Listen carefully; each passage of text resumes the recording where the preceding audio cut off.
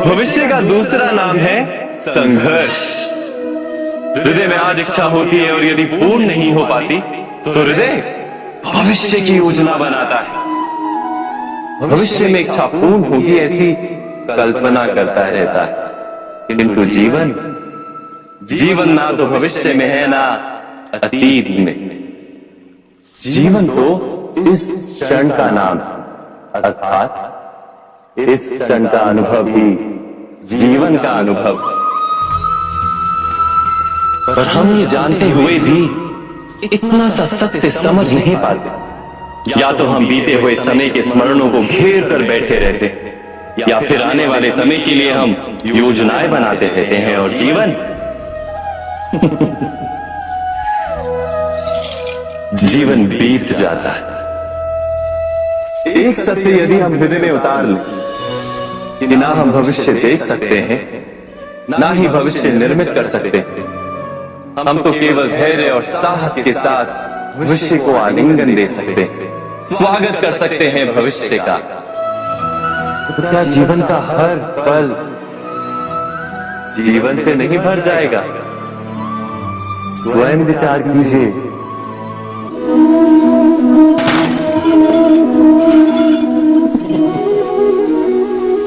कभी कभी कोई घटना मनुष्य के जीवन की सारी योजनाओं को तोड़ देती और मनुष्य उस आघात को अपने जीवन का केंद्र मान लेता। पर क्या भविष्य मनुष्य की योजनाओं के आधार पर निर्मित होते हैं? नहीं। जिस प्रकार किसी ऊंचे पर्वत पर सर्वप्रथम चढ़ने वाला उस पर्वत की तलाई में बैठकर जो योजना बनाता है, क्या वही योजना उसे उस पर्वत की चोटी तक पहुंचाती? नहीं। वास्तव में वो जैसे जैसे ऊपर चढ़ता है वैसे वैसे उसे नई नई चुनौतियां, नई नई विडंबनाएं, नए नए अवरोध होते। प्रत्येक पद पर वो अपने अगले पद का निर्णय करता। प्रत्येक पद पर उसे अपनी योजनाओं को बदलना पड़ता। कहीं पुरानी योजना उसे खाई में ना ढके हुए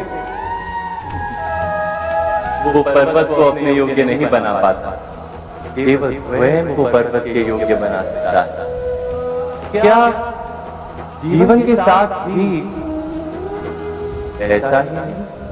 जब मनुष्य जीवन में किसी एक चुनौती, एक अवरोध को अपने जीवन का केंद्र मान लेता है, अपने जीवन की गति को ही रोक देता है, तो वो अपने जीवन में सफल नहीं बन पाता और ना ही सुख और शांति प्राप्त कर पाता। अर्थात जीवन को अपने योग्य बनाने के बदले स्वयं अपने को जीवन के योग्य बनाना ही सफलता और सुख का एकमात्र मार्ग नहीं। स्वयं विचार कीजिए।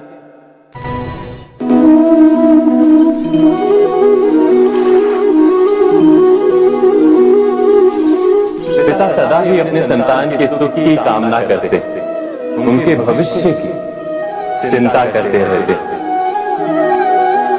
इसी कारणवश सदा ही अपने संतानों के भविष्य का मार्ग स्वयं निश्चित करने का प्रयत्न करते रहते। जिस मार्ग पर पिता स्वयं चला है, जिस मार्ग के कंकड़ पत्थर को स्वयं देखा है, मार्ग की छाया, मार्ग की धूप को स्वयं जाना है, उसी मार्ग पर उसका पुत्र भी चले। यही इच्छा रहती है हर पिता की। निसंदेह उत्तम भावना है ये, किंतु 3 प्रश्नों के ऊपर विचार करना हम भूल ही जाते हैं। कौन से प्रश्न? प्रथम प्रश्न, क्या समय के साथ प्रत्येक मार्ग बदल नहीं जाते? क्या समय सदा ही नई चुनौतियों को लेकर नहीं आता? तो फिर बीते हुए समय के अनुभव नई पीढ़ी को किस प्रकार लाभ दे सकते हैं? दूसरा प्रश्न, क्या प्रत्येक संतान अपने माता पिता की छवि होता है? हाँ, संतानों को संस्कार तो अवश्य माता पिता देते हैं, किंतु भीतर की क्षमता तो ईश्वर देते हैं। तो जिस मार्ग पर पिता को सफलता मिली है, विश्वास है कि उसी मार्ग पर उसकी संतानों को भी सफलता और सुख प्राप्त होगा। तीसरा प्रश्न, क्या जीवन के संघर्ष और चुनौतियां लाभकारी नहीं होती? क्या प्रत्येक नया प्रश्न एक नए उत्तर का द्वार नहीं खोलता?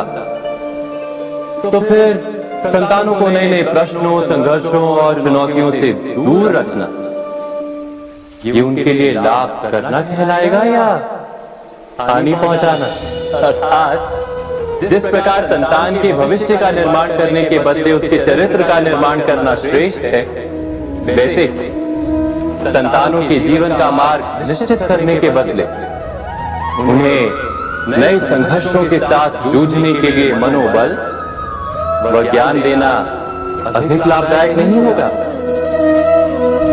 स्वयं विचार कीजिए।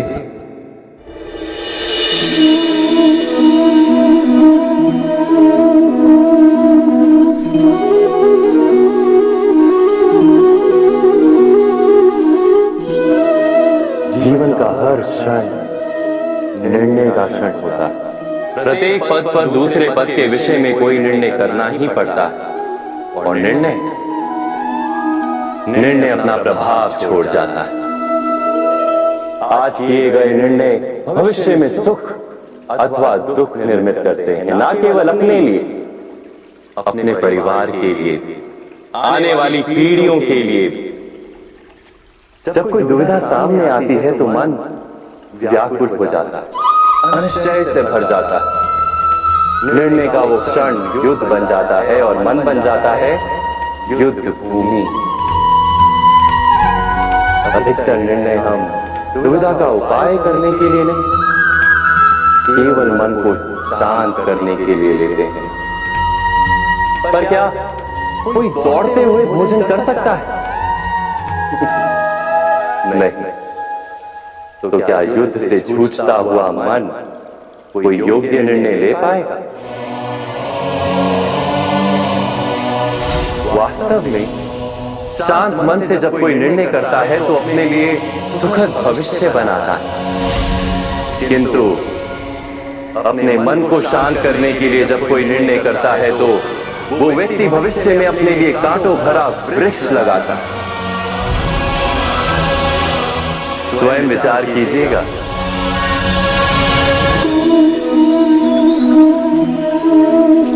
सबके जीवन में ऐसा प्रसंग अवश्य आता है कि सत्य कहने का निश्चय होता है हृदय, किंतु मुख से सत्य निकल नहीं पाता। कोई भय मन को घेर लेता है। किसी घटना अथवा प्रसंग के बारे में बात करना या फिर स्वयं से कोई भूल हो जाए उसके बारे में कुछ बोलना, क्या ये सत्य है? नहीं, ये तो केवल तथ्य है। अर्थात जैसा हुआ था वैसा केवल बोल देना सामान्य सी बात। किंतु कभी कभी उस तथ्य को बोलते हुए भी भय लगता है। कदाचित किसी दूसरे की भावनाओं का विचार आता है मन में, दूसरे को दुख होगा ये भय भी शब्दों को रोकता है। तो ये सत्य क्या है? क्या हमने कभी विचार किया है?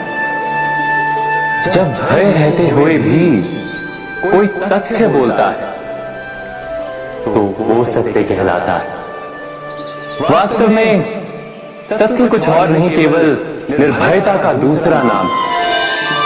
और निर्भय होने का कोई समय नहीं होता, क्योंकि निर्भयता आत्मा का स्वभाव है। अर्थात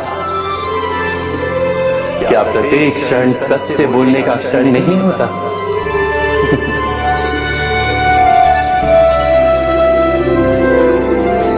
स्वयं विचार कीजिए। जीवन में आने वाले संघर्षों के लिए जब मनुष्य स्वयं को योग्य नहीं मानता, जब उसे अपने ही बल पर विश्वास नहीं रहता, तब वो सद्गुणों को त्याग कर दुर्गुणों को अपनाता है।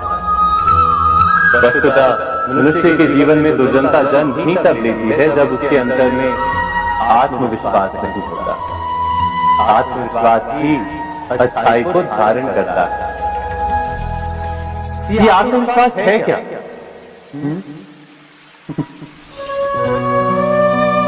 जब मनुष्य ये मानता है कि जीवन का संघर्ष उसे दुर्बल बनाता है, तो उसे अपने ऊपर विश्वास नहीं रहता। वो संघर्ष के पार जाने के बदले संघर्ष से छूटने के उपाय ढूंढने लगता है। किंतु जब वो ये समझता है कि ये संघर्ष उसे अधिक शक्तिशाली बना दे, ठीक जैसे व्यायाम करने से देह की शक्ति बढ़ती, तो प्रत्येक संघर्ष के साथ उसका उत्साह बढ़ता है। अर्थात आत्मविश्वास और कुछ भी नहीं, मन की स्थिति जीवन को देखने का दृष्टिकोण मात्र है, और जीवन का दृष्टिकोण तो मनुष्य के अपने वश में होता है। स्वयं विचार कीजिए।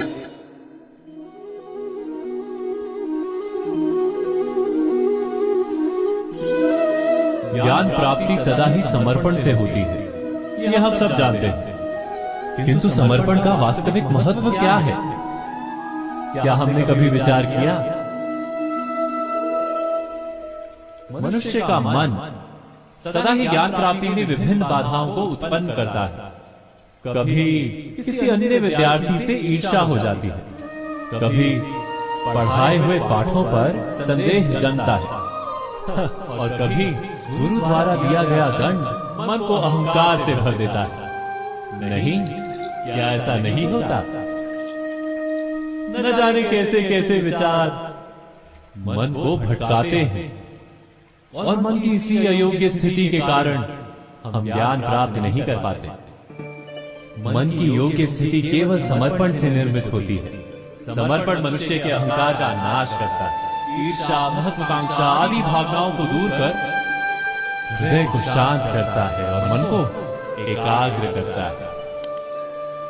वास्तव में ईश्वर की सृष्टि में ना ज्ञान की मर्यादा है, ना ज्ञानियों की। गुरु दत्तात्रेय ने तो गाय और श्वान से भी ज्ञान प्राप्त कर लिया था। अर्थात विषय ब्रह्म ज्ञान का हो या जीवन के ज्ञान का या गुरुकुल में प्राप्त होने वाले ज्ञान का, उसकी प्राप्ति के लिए गुरु से अधिक महत्व है उस गुरु के प्रति हमारा समर्पण। क्या ये सत्य नहीं? स्वयं विचार कीजिए।